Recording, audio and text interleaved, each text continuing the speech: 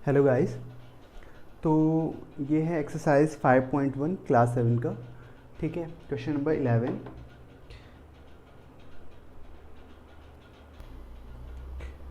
इसमें हमारे पास figure given है और इसमें हमसे पूछा गया है in the following figures is angle 1 is adjacent to angle 2। क्या एंगल 1 और एंगल 2 एडजेसेंट एंगल्स हैं? हमको इसका आंसर करना है। ठीक है, तो ध्यान रखो कि जब भी हमने एडजेसेंट एंगल की प्रॉपर्टी पढ़ी थी तो हमने लिखा था एडजेसेंट एंगल की कंडीशंस हैं कुछ।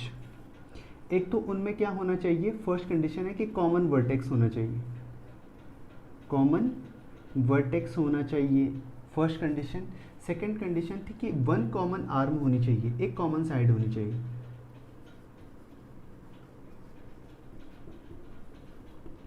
अब अगर मैं एंगल 1 और एंगल 2 को देखता हूँ, मान लो कि मैं इस फिगर में नाम दे देता हूँ P, Q, R and S।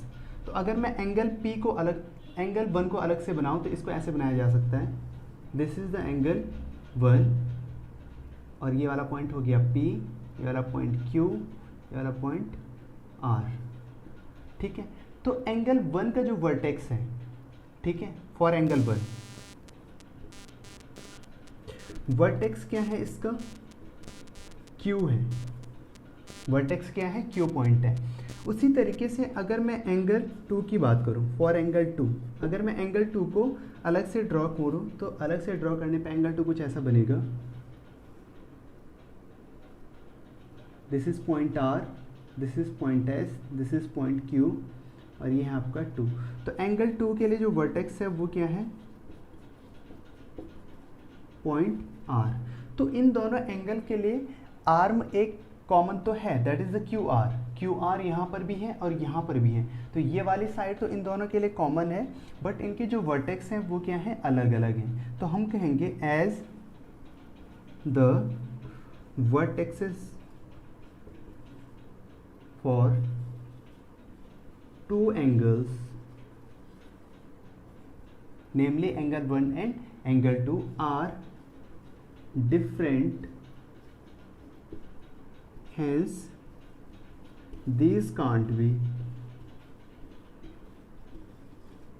adjacent angle, क्योंकि उनके जो वर्टेक्स हैं वो क्या है, अलग अलग हैं। तो इसकी वजह से ये क्या नहीं हो सकते, एडजेसेंट एंगल नहीं हो सकते हैं। ठीक है, now this is the first part of the question number 12.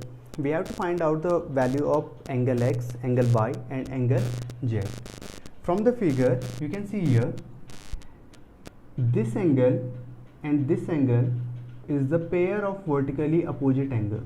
ठीक है, ये दोनों क्या बनाते हैं, एक पेयर बनाते हैं वर्टिकली अपोजिट एंगल्स का। चलो मैं नाम दे देता हूँ इसको, मैंने इसको लिखा P, this is Q, this point O, this is A and this is B। अब नेमिंग के लिए आसान हो जाएगा।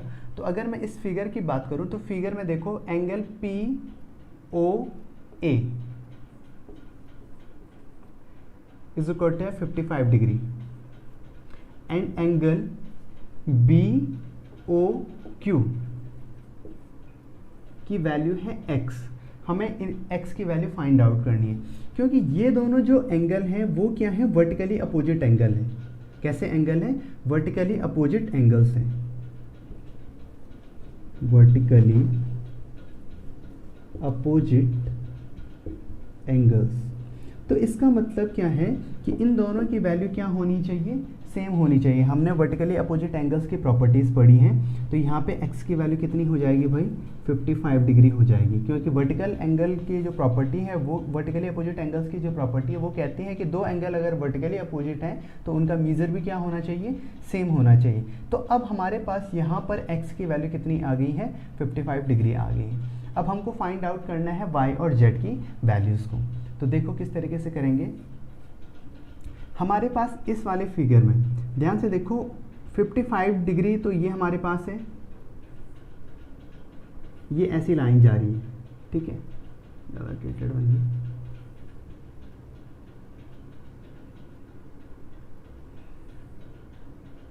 ठीक है, तो ये वाला एंगल है 55 डिग्री। हमको ये वाला एंगल फाइंड आउट करना है, दैट इज द y। ठीक है, अब ध्यान से देखो क्या ये वाला एंगल और ये वाला एंगल एक लीनियर पेयर बना रहे हैं, ठीक है। लीनियर पेयर का मतलब क्या है? लीनियर पेयर एक स्पेशल केस है एडजेसेंट एंगल का। Linear pair angles is a special case of adjacent angles, ठीक है। एडजेसेंट एंगल का क्या है? एक स्पेशल केस है। कैसे स्पेशल केस है? इसमें देखो इन दोनों एंगल का, इस वाले एंगल का और इस वाले एंगल का जो वर्टेक्स है वो क्या है? सेम है।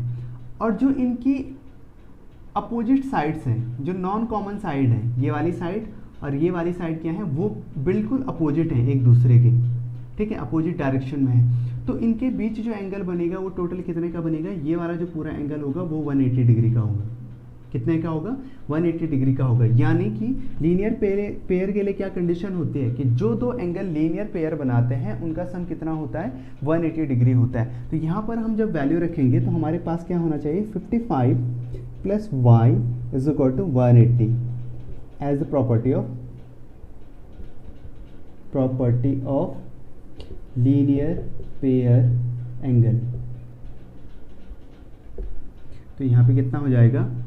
This will be y is equal to 180 minus 55। तो y की वैल्यू कितनी आ जाएगी? यहाँ से y की वैल्यू आ जाएगी 5, यहाँ पे 17 माइनस 5 दैट विल बी 12। तो y की वैल्यू होगी 125 डिग्री। तो हमारे पास ये वाली वैल्यू कितनी आ जाएगी? 125 डिग्री आ जाएगी। Again in this figure you can see here that y and z are the vertically opposite angles. y और z का जो पेयर बन रहा है वो कैसे एंगल है? वर्टिकली अपोजिट एंगल है। यानी कि जो वैल्यू y की होगी वही वैल्यू किसकी भी होगी? z की भी होगी। From this figure we can see that y and z are vertically opposite angles, vertically opposite angles। ये दोनों क्या हैं? वर्टिकली अपोजिट एंगल हैं। It means measure of angle y should be equal to measure of angle z।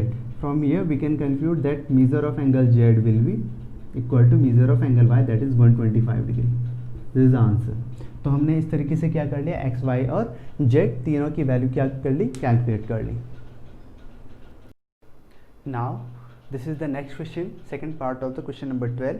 We have to find out again the value of x, y and z। In this question you can see here that this is the line, और फिर ये line है हमारे पास जो कि क्या कर रही है? इस वाली लाइन को इंटरसेक्ट कर रही है इस पॉइंट पर। तो इस पॉइंट का नाम दे देते हैं O, ठीक है। तो हमारे पास इस फिगर में देखो ऐसी कंडीशन है, this is the condition, this angle is 40 degree and this angle is y। We have to find out the value of y। Again you can see here this is the linear pair angle, ठीक है। ये क्या है? एक ऐसा pair है जो कि लीनियर पेयर है। कैसा पेयर है? लीनियर पेयर है। तो हमने इनकी प्रॉपर्टीज पढ़ी थी कि इनका सम कितना होना चाहिए? 180 डिग्री होना चाहिए। तो 40, ये मैं नाम एक बार नाम दे देते हैं ताकि क्लियर हो जाए, A O B C. Angle A O B and angle B O C, angle A O B नहीं sorry C, angle A O C and angle B O C are linear pair angles, linear pair angles. Hence by property of linear pair angles, angle AOC, measure of angle AOC plus measure of angle BOC should be 180। तो measure of angle AOC का measure हमें पता है 40 degree given है। तो ये 40 plus angle measure of angle BOC that is y, ये कितना है? y। तो ये हो जाएगा 180। तो y इज इक्वल टू कितना हो जाएगा? 180 माइनस 40। तो y की वैल्यू आ जाएगी 140 डिग्री। तो हमारे पास y की वैल्यू आ गई 140 डिग्री। तो हमने यहाँ पे इसकी वैल्यू लिख दी। अब इसके बाद इसी क्वेश्चन में हमसे पूछा गया है कि z की वैल्यू फाइंड आउट करो। तो z की वैल्यू कैसे फाइंड आउट करेंगे? अब मैं y की जगह डायरेक्टली 140 लिख रहा हूँ।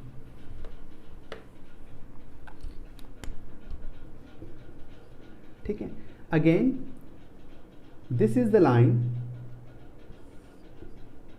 I am giving it name as PO and Q. Now this line is the intersecting line. ये वाली लाइन क्या कर रही है, PQ लाइन को इंटरसेक्ट कर रही है. मैं इस लाइन को नाम देता हूँ MN. ठीक है, तो ये वाला एंगल हमारे पास गिवन है, दैट इज 140 डिग्री, और ये वाला एंगल है Z. हमको इस Z की वैल्यू फाइंड आउट करनी है. Again you can see here that angle MOP and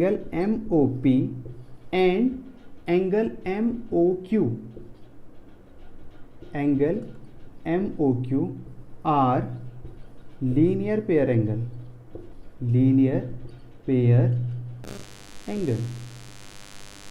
ठीक है, ये क्या है, लीनियर पेयर एंगल है. फिर हम क्या करेंगे, लीनियर पेयर एंगल की प्रॉपर्टीज को इसमें अप्लाई करेंगे, तो ये हो जाएगा हमारा कितना, measure of angle MOP plus measure of angle MOQ should be equal to 180. तो मीजर ऑफ एंगल MOP ये हमारे पास है 140 plus measure of angle MOQ this is Z is equal to 180. तो Z की वैल्यू कितनी आ जाएगी हमारे पास, 180 minus 140 that will be 40 degree. इसको करने का एक दूसरा तरीका था, ध्यान से देखो, अगर सपोज करो मैं इस वाली लाइन को मिटा दूं और केवल ये वाली लाइन और ये वाली लाइन हो हमारे पास, तो इस फिगर को ध्यान से देखो. अगर मेरे पास ये वाला एंगल भी नहीं होता, 140 भी नहीं होता, मुझे पता नहीं होता कि इस वाले एंगल का मेजर क्या है, 140 है, तो क्या ये दोनों लाइंस एक दूसरे को इस वाले पॉइंट पे इंटरसेक्ट कर रही हैं?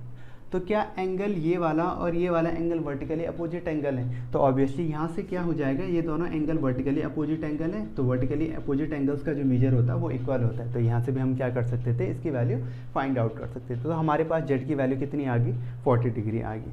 Now we have to find out the value of the x in the figure. तो फिगर में दोबारा ड्रॉ कर देता हूँ. हमारे पास फिगर था कुछ ऐसा,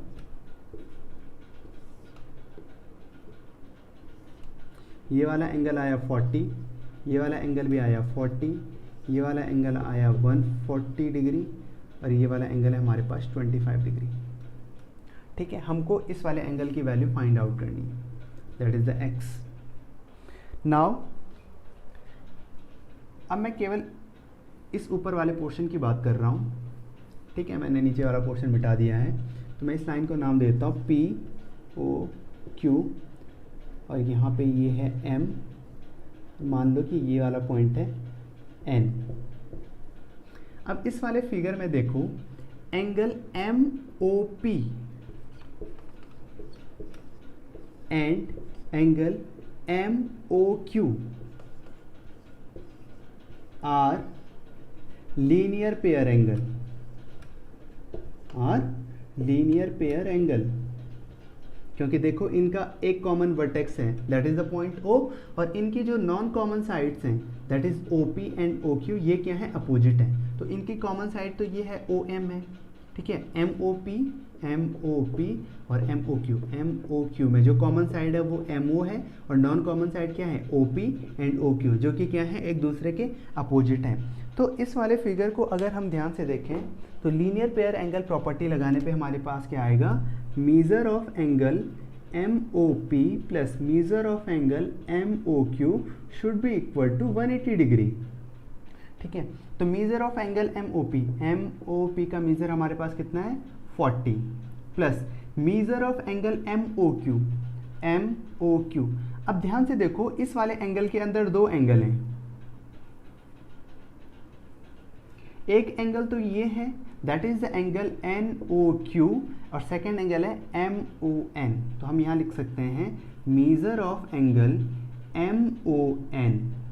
MON plus measure of angle NOQ should be equal to 180 degree. तो यहाँ पे 40 plus measure of angle MON का मीजर कितना है भाई, x, plus measure of angle NOQ that is 25 should be equal to 180। तो यहाँ पे हम जब इनको ऐड करेंगे तो ये हो जाएगा x plus 65 is equal to 180। तो x की वैल्यू आ जाएगी 180 माइनस 65। तो x की वैल्यू कितनी आ जाएगी 5 और यहाँ पे 17 बच जाएगा 115 डिग्री। तो x की वैल्यू कितनी है 115 डिग्री है। ठीक है, तो x की वैल्यू भी हमारी कैलकुलेट होगी। तो इस तरीके से हमने इस क्वेश्चन में x, y और z तीनों की वैल्यू फाइंड आउट कर दी है। नाउ